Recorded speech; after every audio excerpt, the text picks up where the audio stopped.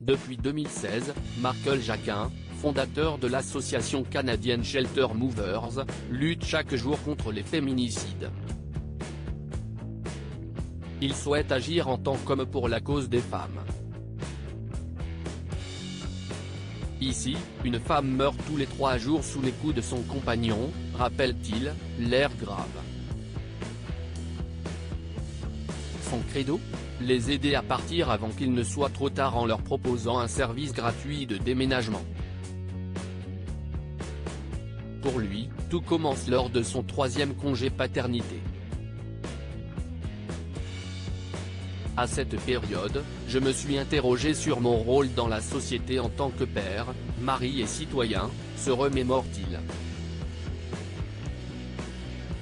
À découvrir aussi Combat Keep You Have a Mars, This Game Will Keep You Up All Night. No Install. Play for Free. Combat siège barre verticale sponsorisé par Taboula en quête de sens. Cet ancien employé d'une grosse firme canadienne de gaz naturel s'informe sur les violences conjugales. Rapidement, je me suis rendu compte qu'il n'existait aucun service pour qu'une femme puisse quitter son conjoint violent sans perdre tout ce qu'elle possède. Les survivantes, ces femmes qui ont échappé à une tentative de féminicide, n'ont d'autre choix que de partir les mains vides. Face à cette injustice, l'homme de 41 ans, dont l'histoire personnelle ne résonne pourtant pas avec ce fléau, entame ses premiers déménagements seul. Nous avons établi le record de 99 déménagements en un mois, soit 2 fois plus qu'un mars au début, c'était juste moi et un ami. 5 à 6 fois par semaine, je montais dans un camion après avoir mis mes enfants au lit.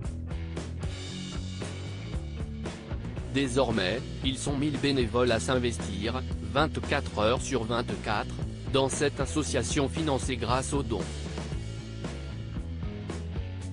Une structure a d'abord été ouverte à Toronto, puis à Ottawa, à Vancouver, en Nouvelle-Écosse et plus récemment à Montréal. Ça commence souvent par le coup de téléphone d'un centre d'hébergement ou des services de police, témoigne Marc. Lorsque le compagnon violent est absent ou 4 heures après l'appel si la situation est extrême, les gros et les petits bras de Shelter Movers, accompagnés si nécessaire d'agents de sécurité, se rendent sur place pour embarquer toutes les affaires de la survivante.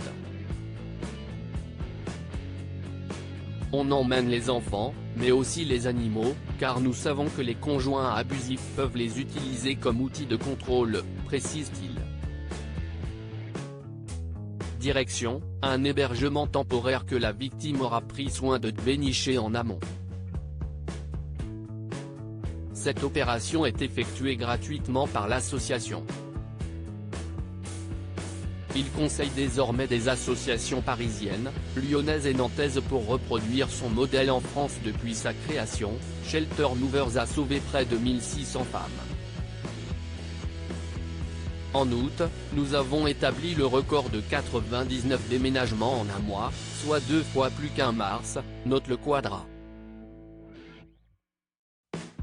D'ici à 2022, celui qui a quitté son ancien emploi il y a 2 ans, ambitionne de couvrir 90% du territoire canadien. On voudrait opérer dans les 15 plus grandes villes, détaille-t-il. En attendant, le père de famille donne des conseils à des associations parisiennes, lyonnaises et nantaises pour reproduire son modèle en France. Il n'y a aucun doute, après avoir épousé ma femme, lancer cette association était la meilleure décision de ma vie.